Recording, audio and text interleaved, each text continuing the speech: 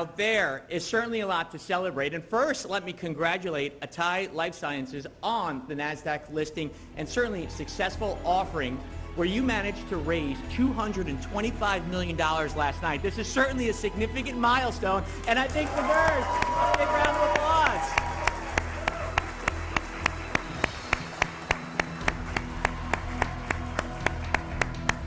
I can promise all of you that our journey has just started. We have a real shot to end the mental health crisis once and for all and to build a successful company by doing so. Thank you from the bottom of my heart, and the most important message, don't forget, when a psychedelics company, just some decades after these drugs have been wrongly vilified, can go public on Nasdaq, then everything is possible. Live your dream.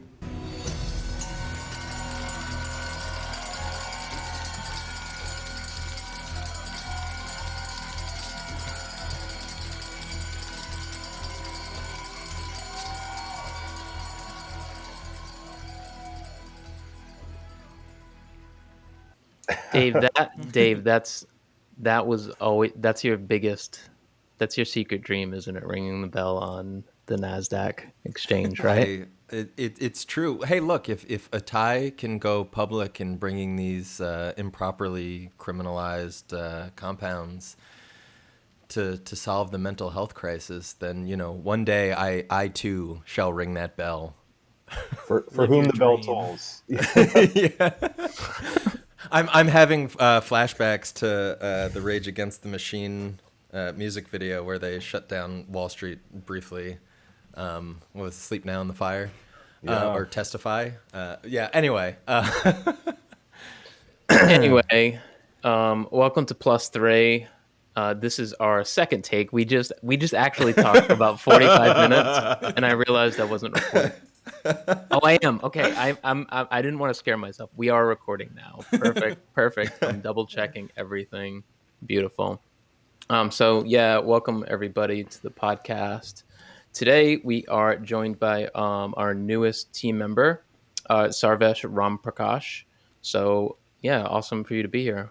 Yeah, thanks everybody. I'll just do a little brief introduction. I am currently based out of Minneapolis, though I've lived many lives, one on the West Coast in LA and one in DC, Maryland area.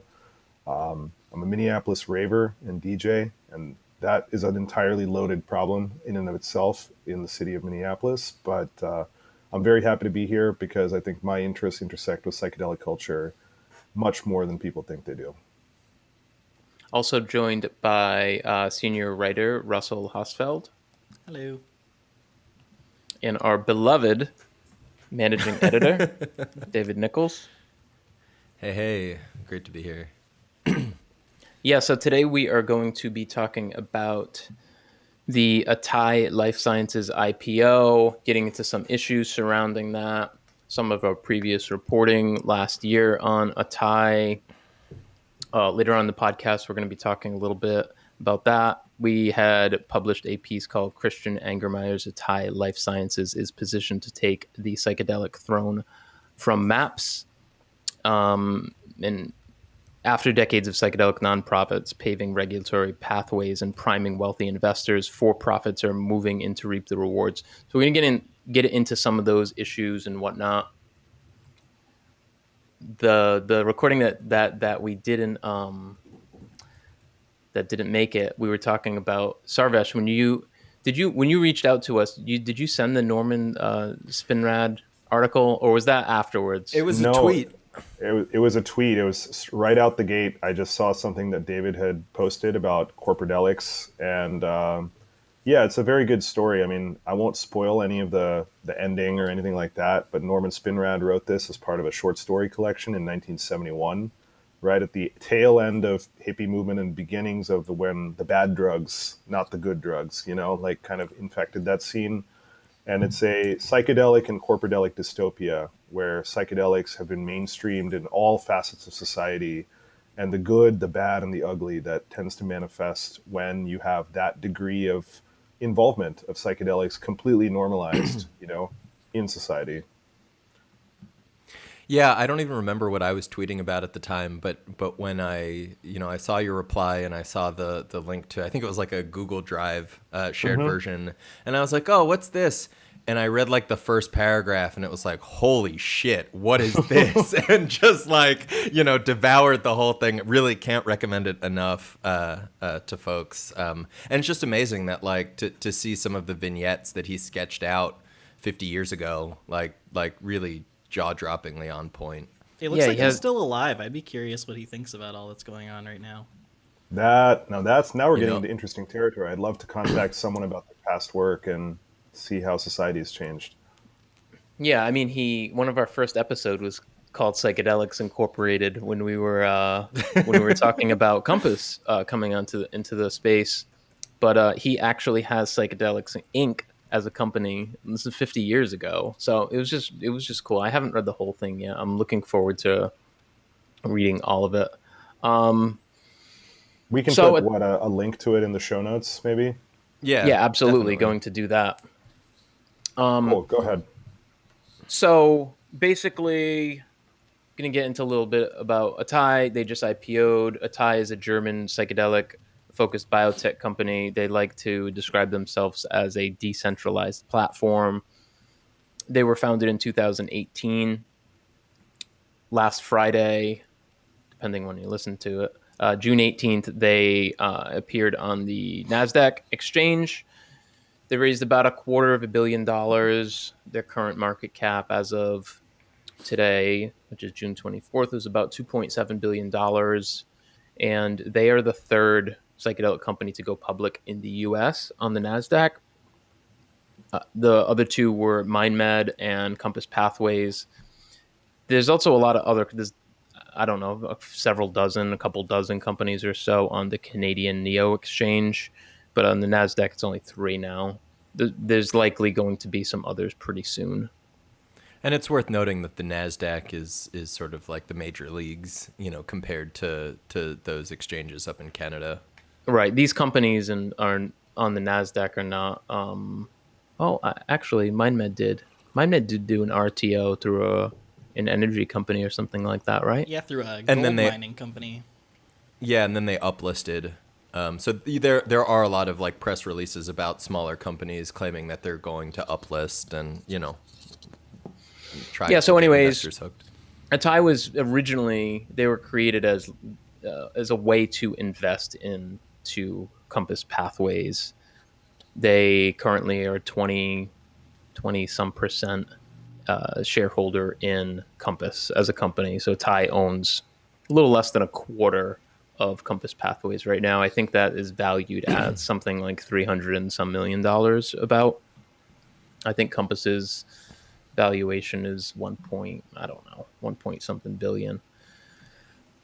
Yeah, and so Atai was founded in 2018. Christian Angermayer, Lars Wild, and Florian Brand. Dave, do you want to talk a little bit about their backgrounds? Yeah, so Brand and Wild are both, before coming to, they're also involved in Compass, but yeah, before coming to Atai and all of that, they were involved in a European kitchen appliance manufacturer or whatever. They were the executives for a company called Spring Lane, and prior to that, I think they both had backgrounds in like investment banking, sort of the various capitalist firms. And Brand is also a McKinsey guy. Yeah, he interned with McKinsey. And then Angermayer has sort of a laundry list of different projects he's done as an entrepreneur, but he traces it all back to a company called Ribopharma that he claims to be a co-founder in. Now, according to one of the other co-founders, or one of the actual co-founders, Angermayer was not a co-founder. He's listed on archived websites we've pulled up as a board member and having given various advice to them as far as like raising capital and connecting to like VC outfits. But despite the fact, I think pretty much every bio online that he's put out identifies himself as a co-founder. And when Russell reached out to Roland the Ribopharma, Kreitzer, I think is his name. Yeah, what'd he tell you? Well, he was just pretty explicitly said, Yeah, Christian was very helpful in the beginning, helped us connect with VC contacts, but he pretty specifically said he was not a co-founder in those words. He said he was brought on to provide managerial expertise and that he initially served as a member of our supervisory board and made important contacts to several venture capital firms. But he told Symposia that he was not a co-founder. So just one instance where he promotes that all the time, but that's what happens with all these companies. We're seeing all these guys who suddenly become co-founders or whatnot, and it is the case with some of the Atai people as well, and Compass people similarly, too. Yeah, Lars Wild over at Compass, was very dismissive of some things Angermayer put out there and sort of said, oh, he's just an investor. But then you look and you see that these are people who know each other well, who have been in the room founding things together. And we'll get we're going to get into some of that stuff later on about, totally. You might have heard about the leaked motherboard emails recently. Lars Wild, he commented on that on a panel recently, kind of downplayed it, but we're going to get into all that stuff. So we have a little Atai later. as kind of this platform company, right? They refer to themselves as a platform, and they've got a bunch of different companies under their umbrella. They're explicit that Compass Pathways is actually not. They don't view it as one of their projects. They view it as a strategic investment, and we're going to get into some of those companies as well. But before we do, I think one of the things that cropped up recently is that Atai has changed their vision statement on their website. And I think looking at how people are sort of jockeying and jostling and setting themselves up, this little tweak that Normie came across is decently revealing. Yeah, I was on their website earlier today looking at because I was doing the prep for the podcast, and I just looked at their mission statement or their vision, and I knew that it had been changed. So their original vision said that our vision is to ultimately cure mental health disorders, enabling people to live healthier and happier lives. The update to that, which I think is probably because of the Nasdaq listing, I'm not entirely sure, but in the Nasdaq speech that they gave, they do integrate that kind of into their speeches. But the updated version, instead of to ultimately cure mental health disorders, it is our vision is to heal mental health disorders so that everyone can live a more fulfilled life. So it is a change that they've backed away from the we're gonna cure all this fucking shit to we're just gonna heal it. Yeah, it just kind of reduces the promise from ultimately cure to heal. Like, I don't know, heal kind of seems like more band-aidy to me than ultimately cure. Well, it's recognizing the task you're doing is ultimately Sisyphean. You're pushing the boulder up the mountain. And maybe the brutal reality of it is that, and we know this just as much as anybody else is like you're not gonna silver bullet knock out treatment-resistant depression or opioid use disorder or any of these major illnesses that afflict society without a combination of things. It's ultimately curing something seems like a fool's errand. Why not fix the material realities of what makes these situations occur in the first place? Because you can't make money on that. How are No. you going to make money on that?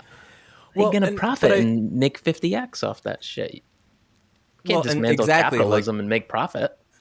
Silly goose. Signaling to investors, right? Like giving that little signal, sort of putting that out there, and in some ways, like acknowledging, backing off, like maybe taking less flack from realists who might raise questions about how likely it is to actually accomplish that goal of ultimately curing whatever sort of mental health disorders. Well, it's paralleled in many ways to conventional drug discovery, much like psychedelic drug discovery, where there is no profit margin in completely knocking out a chronic condition, or a pre-existing condition for that matter. There is a lot of money instead on having healthcare patients as well as insurance companies pays boatloads of money for recurring long-term treatment that doesn't quite address the problems, much like the CBD boom, much like anything else that's happening right now.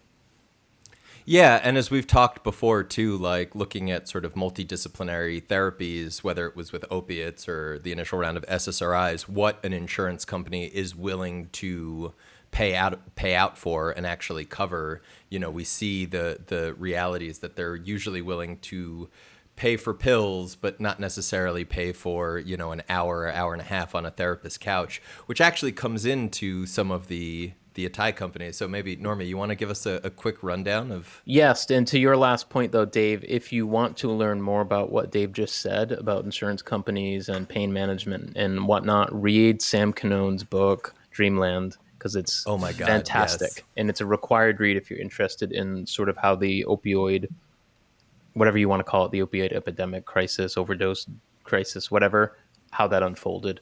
But yeah, anyways, some Atai companies.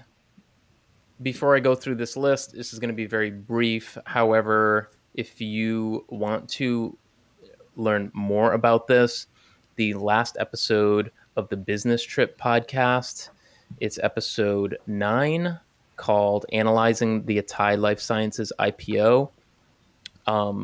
Michael Hyken and Graham Pechenik, they do a fantastic rundown of the various companies that are in the Atai portfolio under the umbrella. And I really recommend that you guys listen to that, because this is going to be a much more brief rundown. Anyways, Perception Life Sciences is one company that they have. They are using ketamine. Is it arketamine or just ketamine, Dave? Yeah, arketamine. For treatment-resistant depression. They have a company called Recognify Life Sciences, which is doing some work with schizophrenia.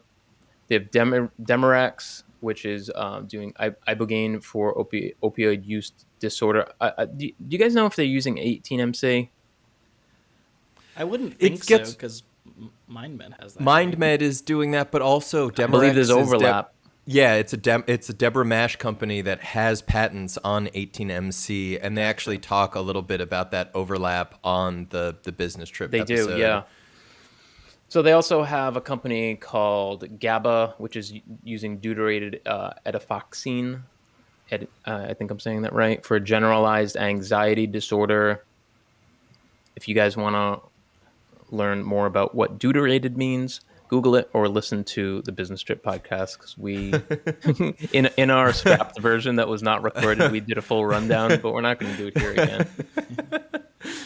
It's basically, in a nutshell, pharmaceutical companies are pursuing deuterated forms of drugs to use patents on them. It's a new patent strategy that they're basically using. But by replacing the hydrogen atoms in certain drugs with deuterium, which is a isotope of hydrogen that has one more neutron and is thus heavier, they are hoping to slow down the metabolism in the human body of these substances, increasing their half-life, thus decreasing the amount they have to prescribe out at any time. Now, as to safety profile of having, radioactive isotopes or whatnot in the human body, are not sure. Heavy water is used in nuclear reactors. That's all I got to say about that. Yeah. The one thing is, you probably, if you're following any of the business stuff in psychedelics, you see deuterated all the time. Look it up. The other company they have is Viridia Life Sciences. They're doing DMT for treatment-resistant depression. They have one. I'm going to save Empath Bio till the end here. Yeah. They have another company called Revexia Life Sciences. They're using salvinorin A for treatment-resistant depression. There's another one called Cures with a K. They're using deuterated mitragynine. I fucked this up last time. Did I say it right this time? I think so, yeah. For opioid use disorder. They have Cyber, which is a Neuralink-like company developing like a brain interface. And I thought there was something really interesting about that too, because we also very recently saw Brian Johnson put out a couple of articles, I think, or he wasn't the author, but he was the subject. Bloomberg was one of the major publications that reviewed his kernel helmet. He has 2 of them. The idea being that using external helmets to control the mind as well as to detect signals in it. I just thought it was really interesting too, because, Brian Johnson, Peter Thiel, and Christian Angermayer, they're like 3 peas in a pod, very, very similar goals. And the literary reference that came to mind was Geoffrey Chaucer's Pardoner's Tale, which the long and short of the story is that it's three people who are interested in finding riches and wealth and whatnot, and end up, searching for a treasure in the process of trying to conquer death, and end up killing themselves in their own greed. Now, whether that actually is what is going to happen here, not sure yet, but I assure you that greed is still 100% a factor here. Yeah, and the other thing I wanted to point out is that it was on a recent podcast too, but both so these guys are all interested. The common denominator here is that they're really interested in life extension, living to 150 years, whatever. They see aging as a disease. I'm not going to get into that, whether I agree or disagree with that, but they want to live a long time.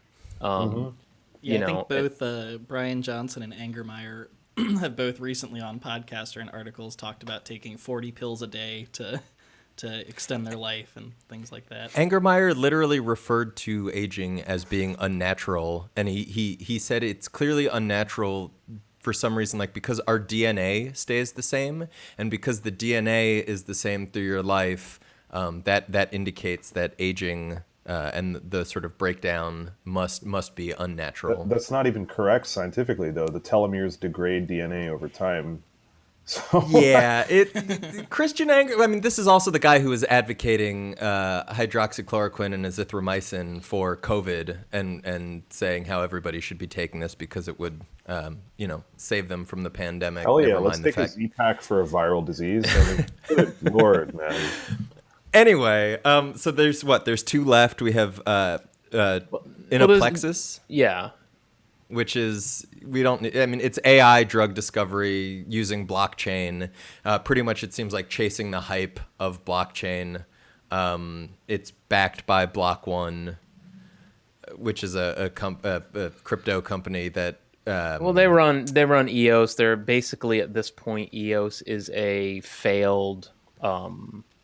They're kind of a failed blockchain. They failed to decentralize.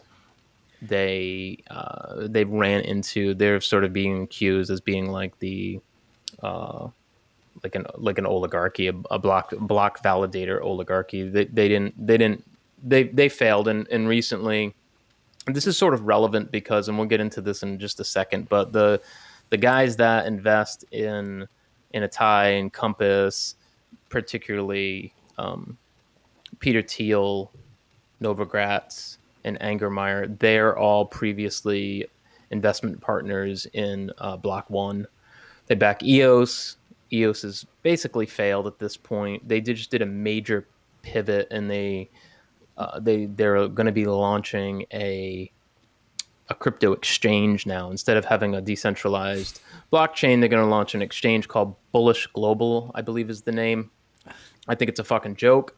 Well, I wanted to add a couple of points here, ones that we were also discussing in round one of this recording, which is that a blockchain is a decentralized public ledger, and if your whole play is an IP play of proprietary compounds that you're trying to market that are just derived from other compounds that we've been using for decades, if not hundreds of years, like it doesn't really make much sense to me, because we already have combinatorial drug screening, and we have predecessors to that AI-assisted drug discovery, which was folding at home, when you use commodity PCs and PS3s and all of their GPUs to understand how proteins fold.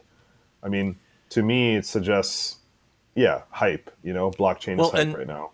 The blockchain Totally. element, I think, is hype, but the fact that a biotech company wants to have an in-house AI drug discovery, yada yada, that's sort of in the last handful of years, more pharmaceutical companies want to do that for a variety of competitive reasons. Drugs are going off patent. They want to discover new drugs. Lots of reasons there. So it makes sense to me. or potential applications for indications. And it's early on they were saying that Inaplexis, and it may still be the case, but like they were claiming that it would have access to unpublished clinical data and could essentially use that to help inform some sort of machine learning algorithm to figure out new drugs for different indications or old drugs for new indications or what have you. But again, looking at that blockchain and looking at the question of like public, why would you make that information public if you have access to unpublished studies that no one else does, and you're going to use that to try to have an information advantage, you know, asymmetry, like you don't want other people to. Yeah, yeah, and what the other thing that also came to mind is when you're doing drug discovery, right? Like there's ways to do it combinatorially, starting from a starting molecule and exploring all the variants and groups that are attached to it. But there's also natural biodiversity that exists in the world around us that we are slowly wiping out by, I mean, it boggles my mind to attack the problem with, let's just start with this starting molecule and then like a serotonin derivative, and then like let's see all the psychoactive variants that we can make off of this, when something like blockchain, which is run on centralized servers despite being decentralized and slowly heating the planet up, not even slowly really, it just seems like a gross wasted potential, you know, because a lot of the substances that we enjoy now, whether illicit or otherwise, come from natural sources or are derived from natural sources in the first place. Totally. And Normie, I know you want to jump into that triumvirate of Angermayer, Novogratz, and Thiel, but before we do, we got to touch on Empath Bio, which We is... saved it till the end, and I forgot. Don't save things till the end. Well, so Empath Bio recently entered into a memorandum of understanding with a company called Bionomics. That, speaking of the triumvirate, right, isn't that, Angermayer at the very least, and is Novogratz involved in that one too? Yeah, I think they put the out article I was a reading release. said that Apeiron, which is Angermeyer's family office investing firm or whatever, introduced Thiel and Novogratz to Bionomics or something like that. It's so clicky, man, at every scale of it. You're just jealous because you're not in the cool kids club. I am very jealous. I have better raves though, and I know they don't. Yeah, So- you can almost guarantee that. Empath Bio's big thing, or like this memorandum of understanding, basically said that they're going to combine this Bionomics compound BNC210 with Empath Bio's MDMA derivative to offer a treatment regimen for PTSD. Now, sort of when I first heard that, like I was surprised to hear that they were offering like a 2-drug combo, and was really curious how they got sort of approval, like what was going on, how they were going to work that in with like what sort of psychotherapeutic intervention. And then we did a little digging and found out, oh, there is no psychotherapeutic intervention. They're proposing this BNC 210, which is an anti-anxiety drug. And as far as I know, there's been some trials on that, but like there's questions. Well, one of our sources raised the question of to what extent this sort of memorandum of understanding is being used to sort of pump cash into Bionomics by, because you've got Angermayer, Novogratz, Thiel involved on both sides of it. The questions of how effective BNC 210 is, and frankly, like, why are you deploying an anxiolytic in combination with this MDMA derivative? You might have everything from therapists who are saying, hey, look, if there's anxiety coming up on MDMA, it's worth working with. I mean, again, noting here that these folks aren't proposing any therapist present. But on the other hand, you have chemists and researchers who would say, well, hey, if you're going to go with an MDMA derivative, why not try to synthesize something that doesn't have that anxiety in the first place? And Sarvesh, you were talking earlier about like the sort of silliness of trying to say, well, here we've got your PTSD treatment in pill or in a 2-pill form, and the lack of engagement with like material realities. Oh yeah, Absolutely. I mean, it just boggles my mind. Combination drugs are complicated to engineer. You have to obviously figure out the ratio of doses between them. Let's just say PTSD in veterans, for an example, right? Because that's a huge angle for a lot of these people. Understanding why you are messed up because of war and feeling less messed up about it doesn't solve the base reality of why you went to war in the first place. And it almost seems to me that like these companies are trying to find a way to treat the symptom rather than the actual root cause. And I think the same applies for homelessness, being poor, having poor mental health or whatever. Like you're not attacking the root cause. You're doing what big pharma in my most conspiratorial phases does, which is, again, treat symptom by symptom instead of considering the problem as a sum totality of a lot of social and economic and political factors.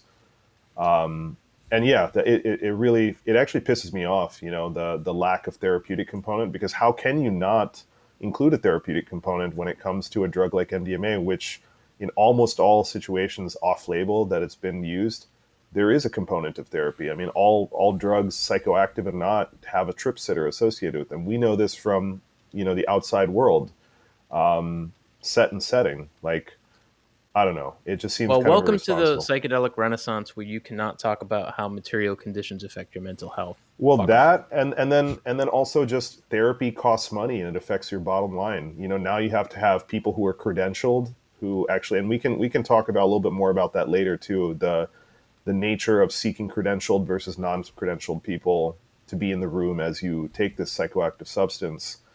In my view, you want the best equipped people to be able to guide your experience and lead you down the right path instead of perhaps molesting you or worse, And again, we'll talk about it more in a little bit.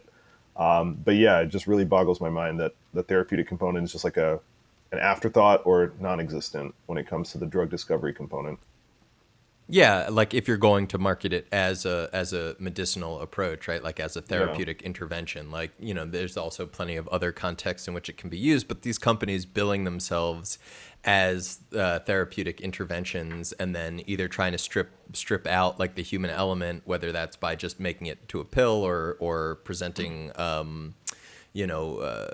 digital therapeutics or whatever sort of euphemism they want to call their various AIs. And what's great about the digital therapeutics side, like AI assisted or chatbot type stuff, whatever they've been proposing, is we already have on record lots of cases of, or at least one major case of data breaches happening in the therapeutic space, and that to me is scary as shit. Imagine venting your deepest thoughts, your deepest things, and them being turned into marketable intelligence that is sold on the black market to someone to exploit you, whether financially, emotionally, socially. Not even on the black market, and like it doesn't need to be on the black market to completely like.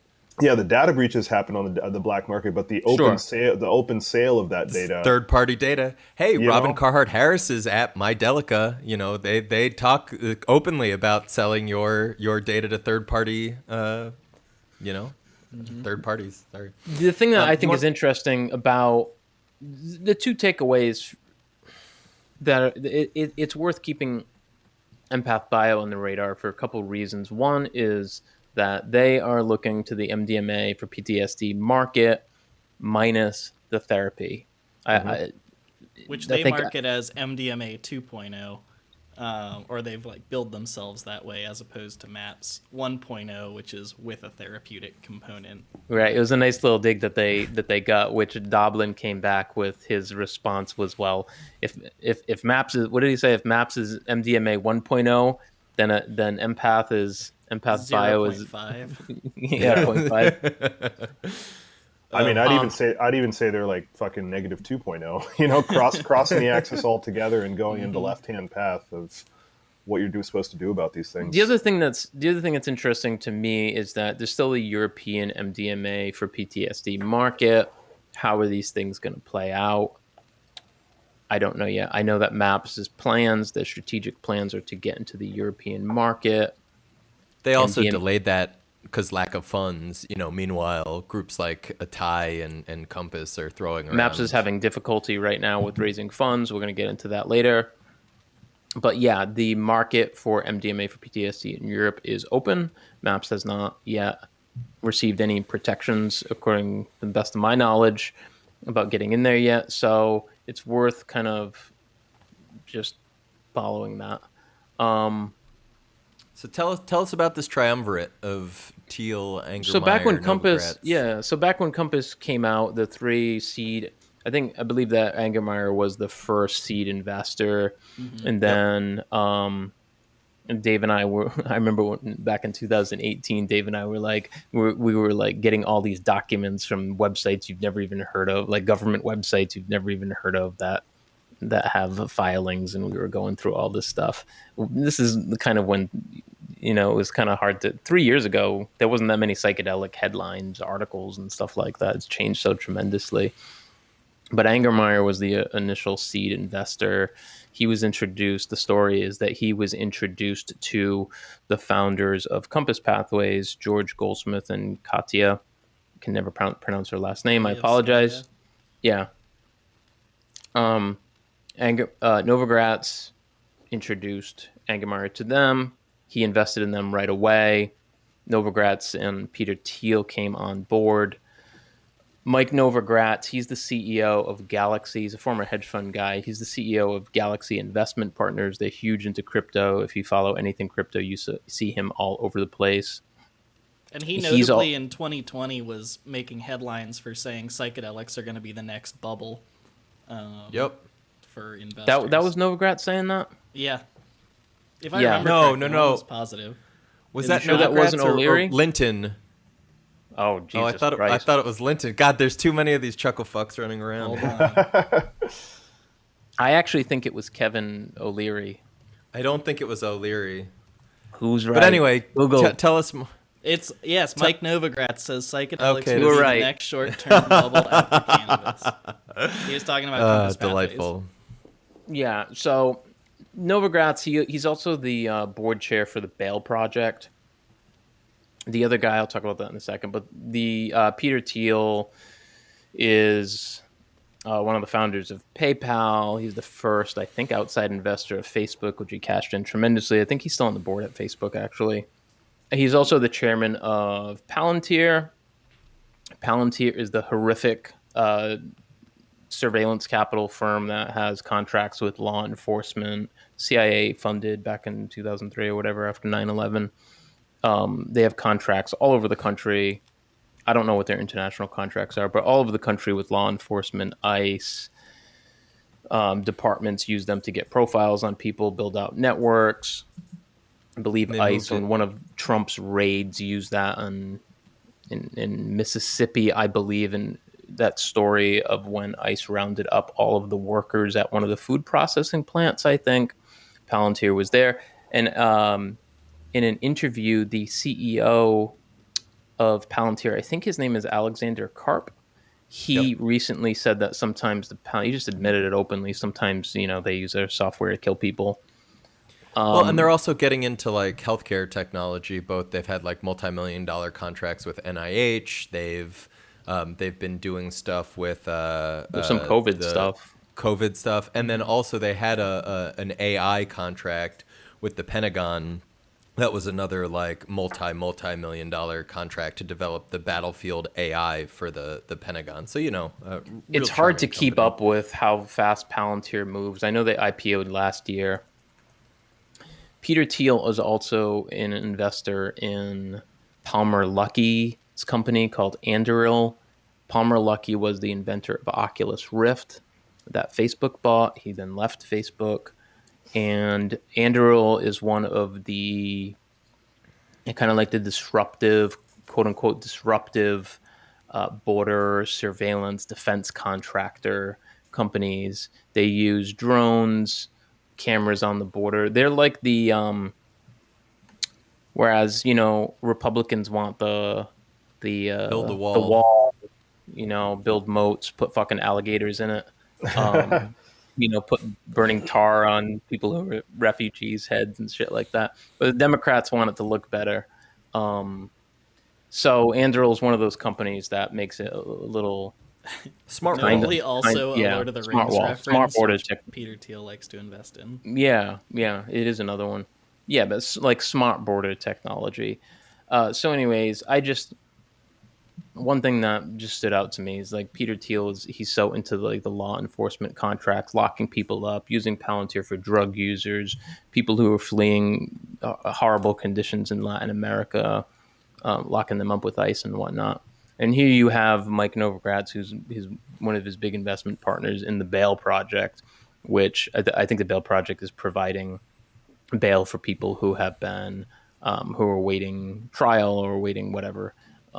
Incarcerated. It's just like a yin and yang of just dumb social moves. I don't quite understand it. And actually, what's really funny is just 4 days ago, Palantir got a new contract with the FAA to certify aviation safety stuff using data analytics, and they're worming their way into every facet of society, but not improving society materially in the process, just presenting a point and click interface to do data analytics for it. And one that is usually actually pretty expensive, compared to their market competitors. I don't know. I don't want to go down the rabbit hole of looking at Seeking Alpha posts about Palantir and whether to invest in them, but it's not encouraging. Sure. So, these guys, they're invested in a bunch of these companies together, crypto companies, psychedelic companies, I think some space companies, some cannabis stuff. They're kind of like, you just see their names pop up together very, very often. But they're three of the driving forces behind Compass and Atai. Yeah, and I have this further down on the document, but I think it kind of fits here. But according to CNBC, Thiel is now the largest existing investor in Atai and doubled down during the IPO. Wow. Oh, wow. Yeah. Yeah, so I think that it's actually a good place to jump into this, some of our reporting on corporate developments going back, at this point, what, years? Yeah. So looking at the sort of article that we ran a while ago that Russell wrote, the Christian Angermeyer's Atai Life Sciences is positioned to take the psychedelic throne from MAPS. It's like, here we are practically, a year and a half later, something like not that? Even. Not even. Yeah, not even. Seeing how 15 quickly months. this has all moved, and the fact that there was such... there was ridicule from Dublin at the time. There was amusement. We're going to play the that sound this clip. would even be suggested. And I thought one of the points that I thought Russ made really well in that article was that within a year, Atai had raised more than MAPS had in 35 years. And Russ, I'm curious if there are things when you were sort of getting into all of that, were there things that seemed particularly surprising at the time, or in now looking back at it, are there things that stand out to you? Just exactly what you said. In a year they raised more than MAPS had in 35 years. But the article kind of pointing out, Atai, Compass, those were kind of the two first big companies on my radar that were going for profit. And just to see that, they had the capacity to raise way more money, but also were raising money from investors who were also donors to MAPS. I thought was an interesting kind of... It's double dipping, point. Really. Yeah, double dipping, but also these had been donors to MAPS in years previous. And the question that kept coming to my mind is, will they continue donating to a nonprofit when they could be essentially doing taking that same money and what would have been a donation, but investing it in a for-profit entity and making money back on it? Is adding an incentive like that, is that going to harm the nonprofit entities that had been kind of leading the space? It will. There's a huge analogy between what's been taking place right now and, for example, traditional drug discovery, right? You have NIH and FDA and all these government entities doing years and years and years of basic research to isolate compounds, figure out how receptors work, and the whole academic realm, doing a lot of that. And then a big company will pop in and, monetize it. Tech transfer, it's a one-to-one correlation between the two. The only difference is these drugs are primarily intended for their psychoactive effects and not purely treating illnesses. Well, and that point of government-funded research is the taxpayer. And I think our advisor, Alexander Zaitchik, pointed this out in a previous podcast. And I said, and he corrected me on it, but the taxpayer pays for the research. The taxpayer then pays for the drug high price for the drug that they already paid their taxes to research. And then the corporation hides their money and pays no taxes. Right. That's how it works. That's how the thing works. And just for some numbers here, MAPS in their total existence, they've raised somewhere north of about $70 million in there, 70, 80 in there. Atai so far has raised around roughly $587 million, including the 250 that they just raised in the IPO. They raised Compass, more in a day of doing an Of their IP. IPO than well, it Maps was has. like 3x. Yeah. Compass has raised $262 million, and that's from seed rounds and their IPO. Compass and Atai together have raised about $849 million total. So it's like, what is that? 12x, 12x, something like yep. that. And actually, in a recent speech that a little conference that Rick Doblin gave, I think he said like in the last 3 years, there's been $1 billion in corporate firms versus MAPS, which is like $40 million or something like that. It's insignificant. Yikes. It's an insignificant amount. And the thing is that this is what we were pointing out in the article. And these are when industry gets its way in the, and the dam breaks, the walls fall down a little bit. Nobody gives a fuck about the nonprofits anymore. This has happened with the Drug Policy Alliance. Huge shakeups there, huge exodus of cannabis donors who, can now put their funds into a variety of cannabis. The thing is, we haven't won on cannabis by any means. There's no federal law yet. There's still upwards of 500,000 plus people being arrested every year in the United States for possession. And there's also this similar thing, I believe, happened with Beckley. Where I heard a rumor that Amanda Fielding was quite surprised to discover that all of her philanthropic donors were at their heart capitalists who, when they were given the opportunity to invest in psychedelic companies with the promise of a potential return, that was more enticing than donating their money to Beckley. Now, of course, Beckley has put forth Beckley SciTech as their sort of for-profit model, potentially, I guess, to counteract some of those sentiments and to offer the notion of a return on investment. I mean, of course, we also see this with MAPS and their public benefit corporation, which, again, is a for-profit entity. The question is it even going to be able to compete? We're talking about such fundamentally different scales of cash. And when I raised some of these issues back in 2018 at the CIIS conference, talking at that point specifically about USONA and Compass, Doblin acknowledged that if he had miscalculated about some of the things that were going on and some of the things I was concerned about at the time, that we might be fucked.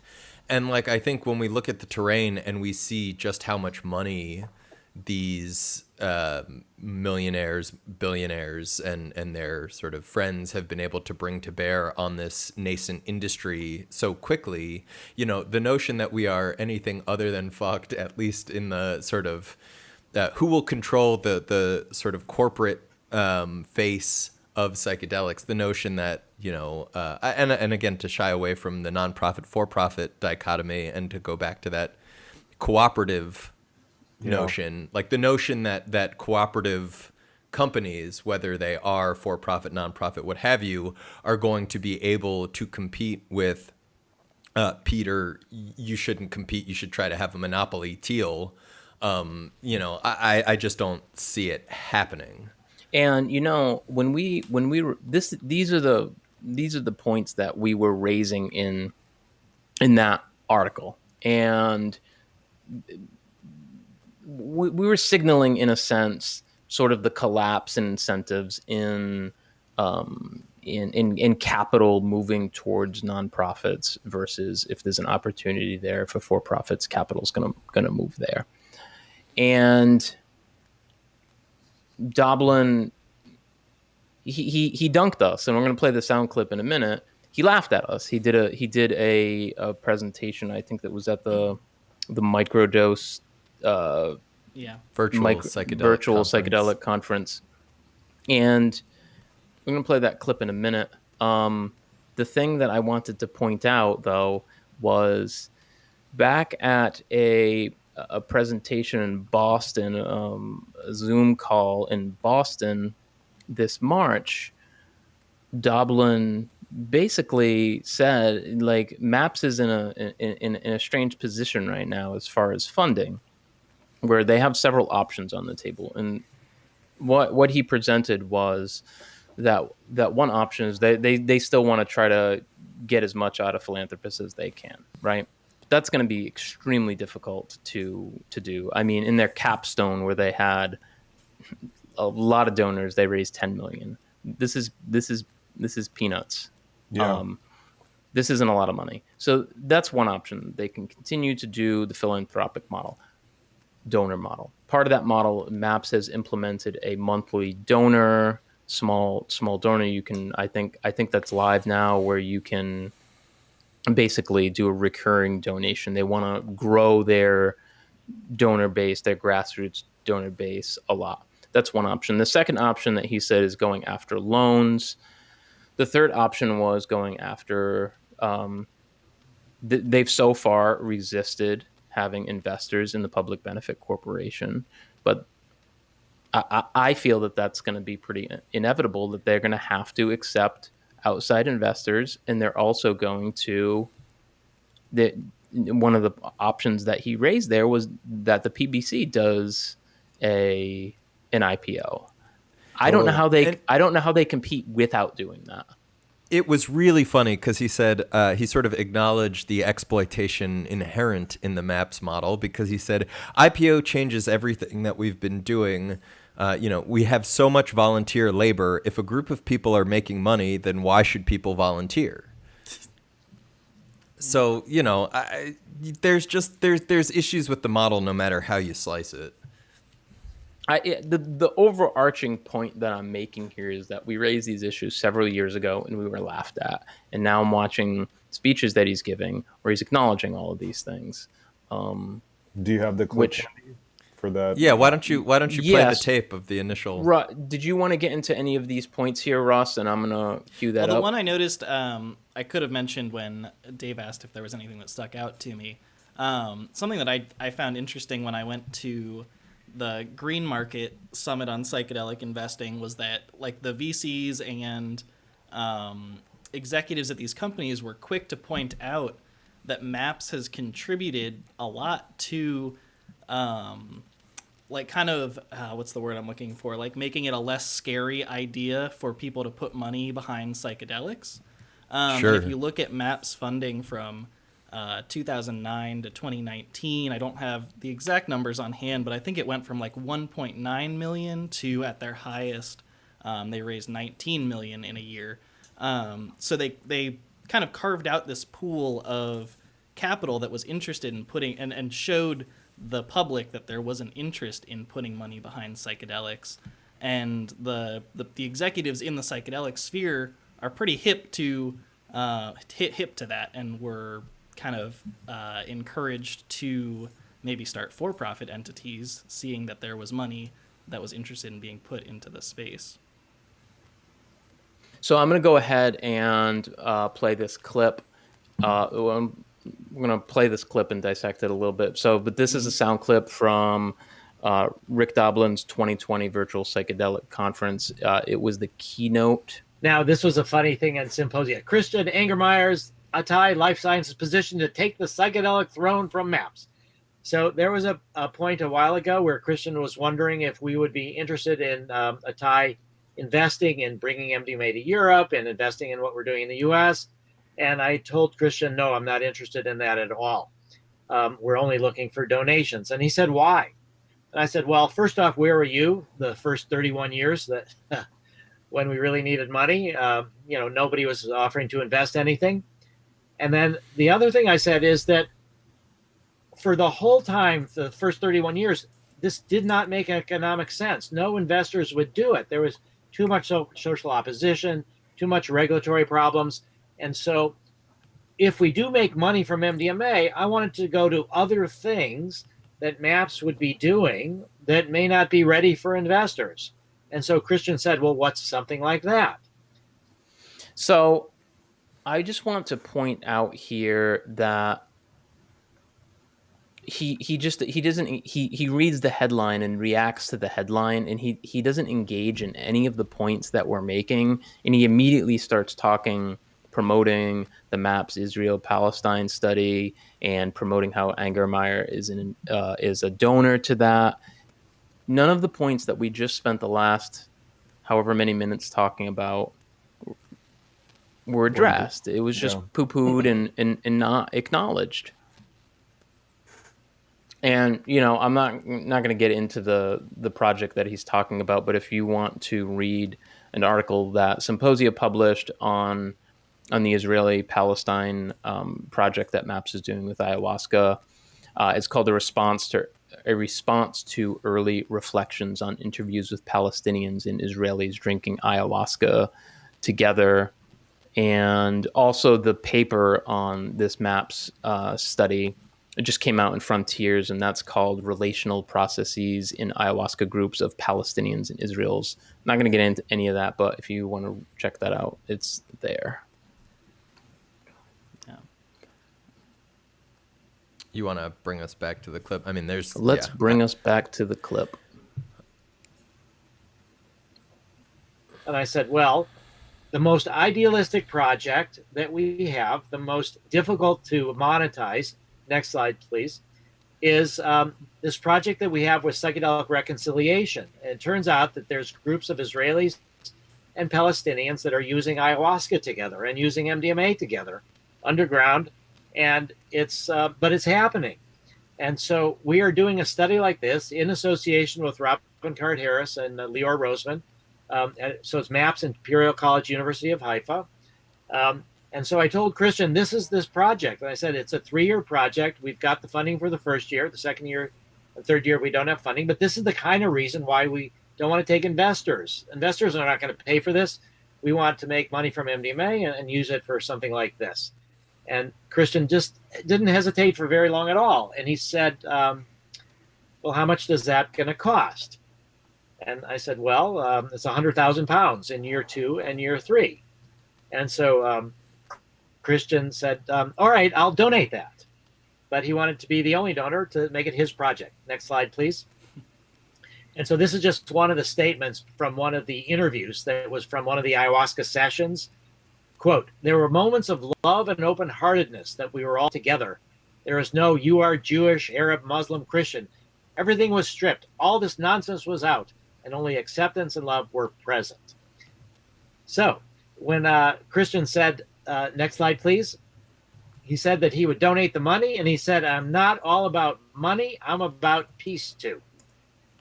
So I just want to flag this quote right now. I'm going to get back to the clip, but just flag the quote of Angermayer. Rick, the slide where he has Angermayer quoted saying, I'm not all about the money. I'm about peace too.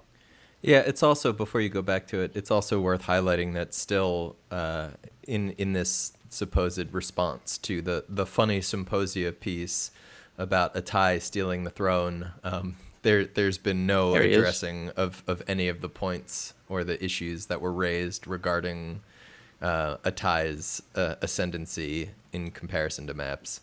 It honestly flabbergasts me too, just the idea that psychedelic reconciliation is something that can solve geopolitical issues that have lasted for thousands of years. You know, if the psychedelics themselves have lasted for thousands of years in ancient rituals and haven't been used for geopolitical resolution, how are you thinking that you doing it underground between a bunch of Israelis and Palestinians is going to somehow make Bibi not a thing, you know, or any of the Likud parties not a thing? Yeah. Right. What?